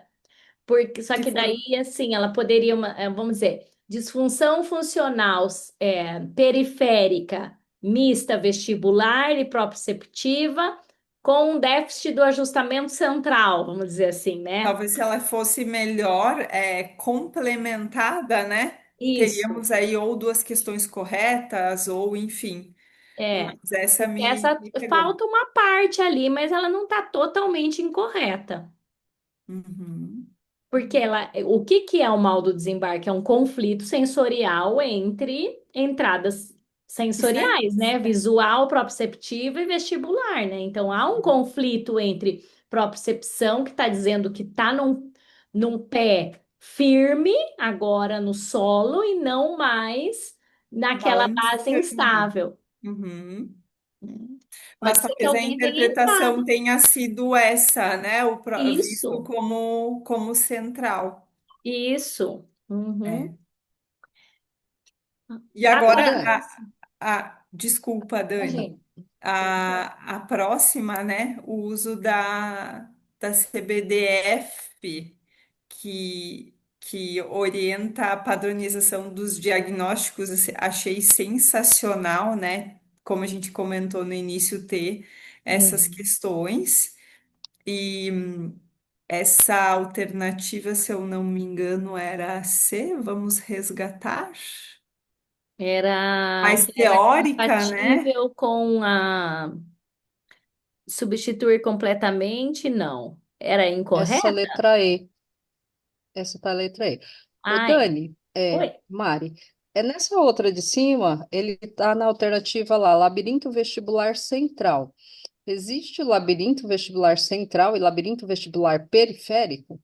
Então, em inglês, sim. Hum, hum, Em inglês, sim. Só que nós não hum. temos o hábito de falar. É porque é um termo assim, para mim diferente, né? É. Então, por isso que eu também Por não quê? marquei essa, porque eu falei, se nós estamos no labirinto, a parte vestibular, a gente sabe que É. ela é periférica, né? Mas eu nunca tinha ouvido falar que ela também era central. Não é um termo comum. É. Eu até tenho que olhar o meu gabarito se eu acertei essa, gente, porque eu depois eu estudei com o Agabe Alvarenga, aí eu não me lembro se eu acertei ou errei essa. Por quê? Porque o termo é córtex vestibular, que a gente fala muito. Então, ou assim, vertigem central. Então, nós utilizamos o termo vertigem central, é, córtex vestibular primário, córtex vestibular, córtex temporoparietal, né? Então, a intercomunicação da percepção labiríntica no córtex vestibular, né, é, na área cortical vestibular também, mas o vestibular e o labirinto, a gente usa vestibular e não labirinto na hora da tradução, né? É um termo incomum mesmo.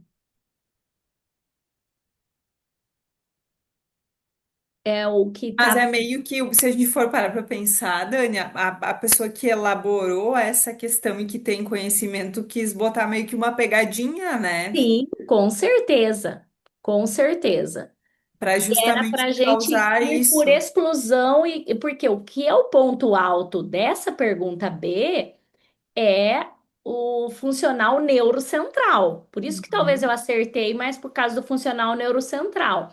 E aí a gente sabe dessa correlação entre o labirinto periférico e o labirinto central, mas não é um termo muito utilizado mesmo. Uhum. E aí eu lembrei agora que a Gabi, uns 2 dias antes, ela falou assim: Dani, a Gabi Alvarenga é de Goiânia. Dani, você estudou essa classificação brasileira dos diagnósticos e terapia? Eu falei, eu nem sei o que é isso. Aí eu fui estudar. É, mas foi muito legal, né? Porque veio casado com a CIF. Então, claro, tinha que ter uma noção, né? Mas foi bem, bem interessante. Essa 45, ela queria saber da gente se nós tínhamos esse conhecimento sobre o objetivo da classificação, né? Uhum. E aí nós temos Ela como é realmente para melhorar a intercomunicação, não é? justo, como Uhum. gabarito a letra E, né? Que é organizar a prática a Uhum. partir desses descritores funcionais para que então seja facilitado tanto o registro quanto comunicação. E eu amei estudar essa classificação, gente, porque eu parei de dar aula em 2021 e 2020, porque daí depois só foi estágio. E essa classificação está mais veiculada depois disso, não é? Uhum. E não sei se vocês sabem, tem um dos crefitos, eu acho que é o Crefito 3 de São Paulo, que tem um aplicativo. Ou é o do Paraná? É o de vocês? Ah, é? Eu não É, tem sei disso, um dos não. crefitos que tem disponível um aplicativo sensacional. Eu vou procurar e vou deixar ali no nosso grupo de Minas tem WhatsApp. 4. Ah, é o Ah, é o 4. 4. É, então é o 4. É muito legal, muito legal. Ai, que legal. Vamos já colocar aí de tarefa para nós. Sim. E aí essa 46 também vem de encontro com o que a gente falou na 45, Hum. né? Traz um caso. E aí pergunta, por que que dentro de uma clínica é muito importante implementar a classificação, né? E aí é justamente por isso, né? Para padronizar diagnósticos, para ter codificação e uma certa operacionalização dentro do que a gente for fazendo, né? Claro, de forma que não se substituam os descritores funcionais que são nossos, né? São da fisioterapia. Então, acho que o gabarito dessa ela era a letra C, sim. Adotar Uma classificação. PBDF1 como um sistema para descrever e codificar o diagnóstico, assegurando padronização, linguagem e integração com a classificação internacional. É, é muito bacana isso, porque o que eu percebia muito, principalmente na transição, quando eu dava aula, é que no começo eu dava aula assim, físio aplicada a neuro era AVC, Parkinson, blá, blá, blá. O que que é fisiopatologia, condições clínicas, tratamento, era assim, dois slides dizendo fisioterapia, neurofuncional, nananana. Quando chegava na hora do estágio, a gente carcava e cobrava dos alunos que eles soubessem escrever. Qual que é o que que é a avaliação, qual que é o diagnóstico fisioterapêutico, quais são os objetivos a curto prazo, médio prazo, objetivo funcional, para isso, para aquilo. E eles não sabiam, por quê? Porque a gente não ensinava na disciplina. E Uhum, aí, toda aquela transição de reorganizar toda a disciplina lá por 2010, eu penei um monte para fazer isso, para começar a mudar, por quê? Porque a gente não precisa saber tudo da patologia em si, a gente precisa saber prognóstico, a gente precisa saber a condição clínica, mas o que nos importa enquanto fisioterapeuta é saber muito bem colocar em base na funcionalidade, na avaliação um, um estilo, porque daí de descritores mesmo, de como que é. E aí vai facilitar muito a comunicação entre nós quando isso pegar de fato, não é? e que bom que a gente está nesse caminho, né? Eu vejo que Muito. sim, que estamos.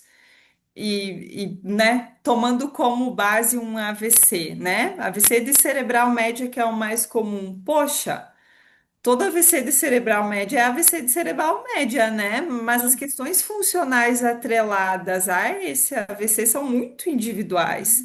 Então, Uhum. quando a gente conseguir especificar isso, né, que eu acredito que estamos muito no caminho, nossa, vai ser o céu, porque aí a comunicação e aí o cuidado se aperfeiçoa, né? E é isso que é importante.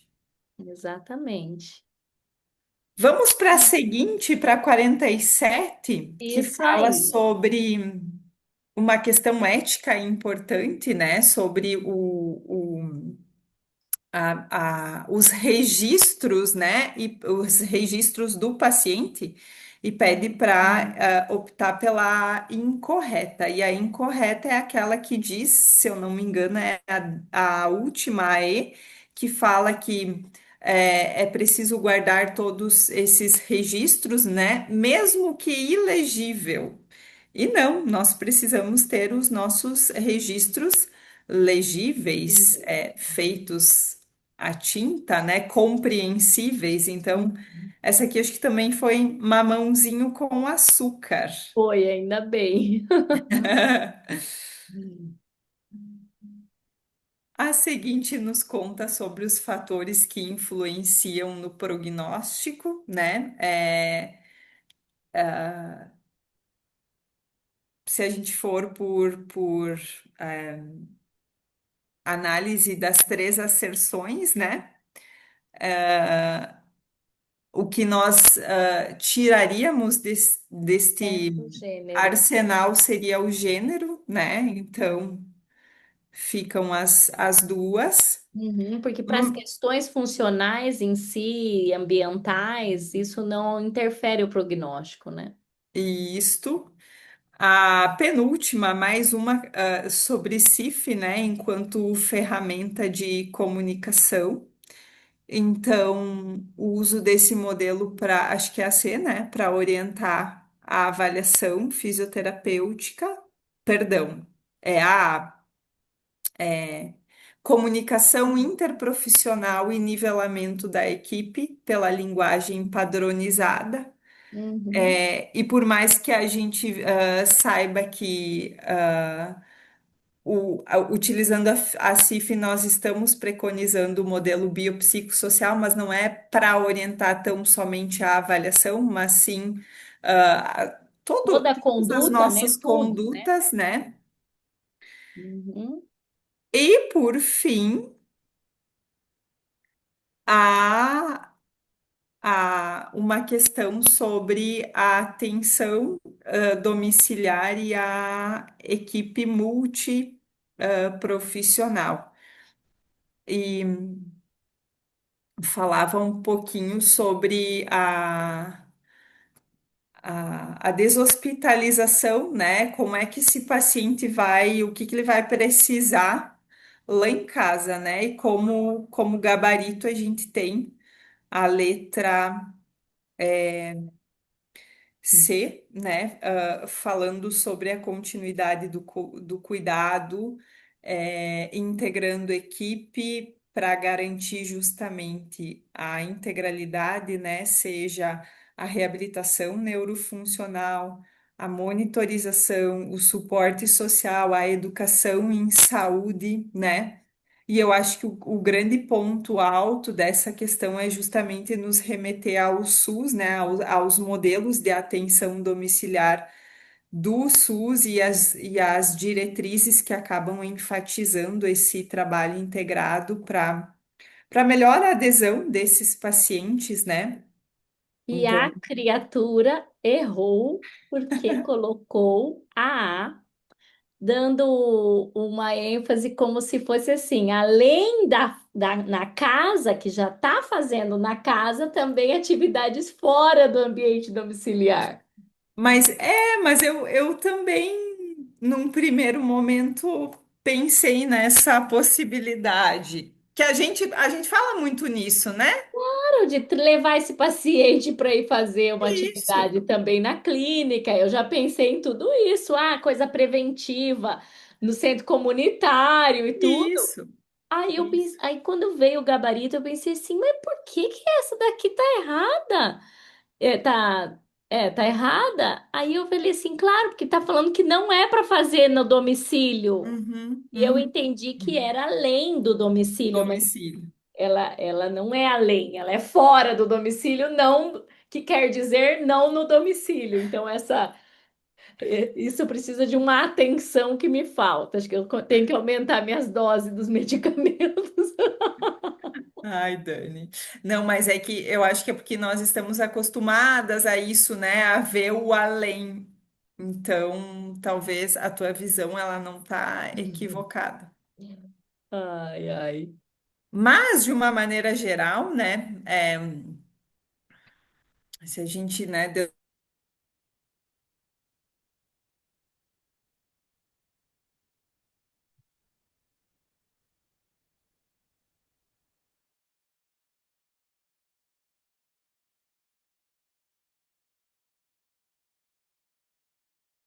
como base, né, que é o que a gente vem discutindo, é a prática baseada em evidência, exige raciocínio clínico e não tão somente memorização, né?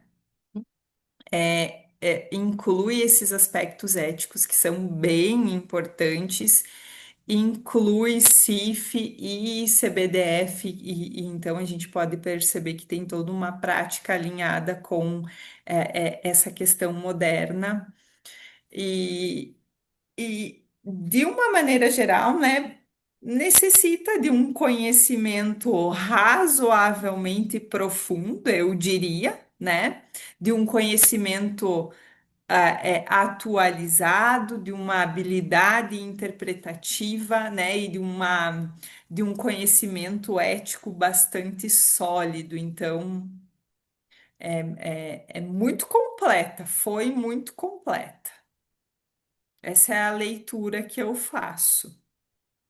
Show. Eu tô aqui fazendo um post pra gente, para colocar nos stories, porque e escrevendo que eu amei participar aqui com vocês. E e rever, olhar para a minha própria forma de estudo, de ensino, né? E me fez olhar de uma forma bem mais aprofundada também para a prova e com as suas considerações, viu, Mari? Foi muito rico para mim, eu aprendi muito hoje. Quero Eu escutar de sempre digo que vocês. nessas discussões, Dani, quem mais aprende sou eu, né? A possibilidade de discutir, de entender outros pontos de vista são muito ricas, muito ricas. Embora a gente tenha dobrado a nossa perspectiva de tempo, né? Foi muito bom. E eu agradeço a ti por atender o meu pedido prontamente. Agradeço as colegas fisioterapeutas que aqui estão. Eu sempre falo, né, quando eu participo desses grupos de estudo que a gente que discute, que estuda, tá um passo à frente, com certeza. Então, agradeço vocês, mas também parabenizo por estarem aqui, né?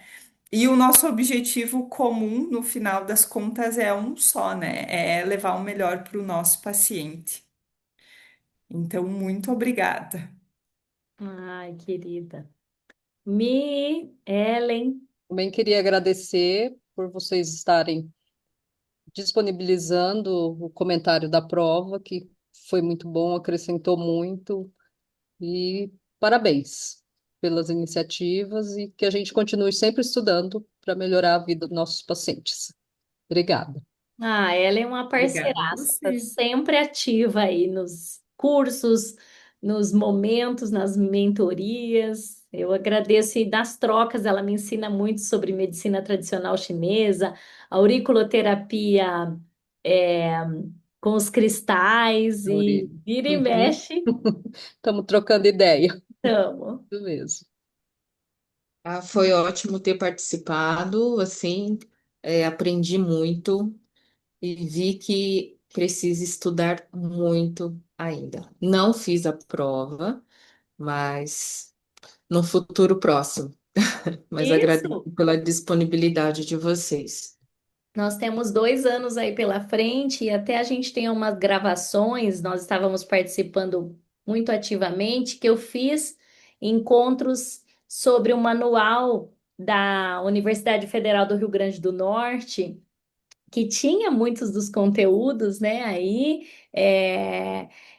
nós nos reuníamos de segundas-feiras para estudar ele. Agora a gente está estudando o livro da Ângela Bessa, né? E do Alain Semon. Até eu estou em falta, estou faltando aí alguns dias, mas é, é sempre uma oportunidade para a gente estar revisitando, olhando e permanecendo ativa, né? Jaque, quer falar alguma coisa, meu amor? Agora já dá para ligar a câmera aqui.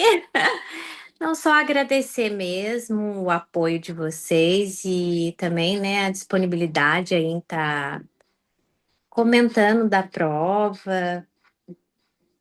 Foi muito bom esse momento aí com vocês. Obrigada. Nós que Obrigada a agradecemos. você. Então tá, minha gente, bom descanso, que amanhã Mano, vai ficar gravado? vai ficar gravado, Ah, que ótimo. tá? Logo, logo vai estar disponível, daí eu mando o link, tá? Eu não tô escutando, Ellen, peraí, acho que só eu que não tô.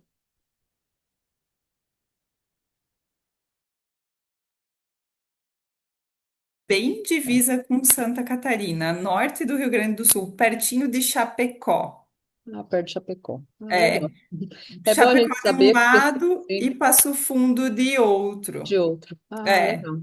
Não, é bom a gente saber, porque a gente sempre está indicando pacientes, então claro, claro legal que essa sim. troca com os Claro colegas. que sim, claro Obrigada. que sim. Imagina, de nada. Então tá, Gente, boa gente, noite. Obrigada mais uma vez. E eu desejo que a gente possa se reencontrar outras vezes para mais discussões. com certeza, com certeza. Um beijo, Beijão, gente. tchau.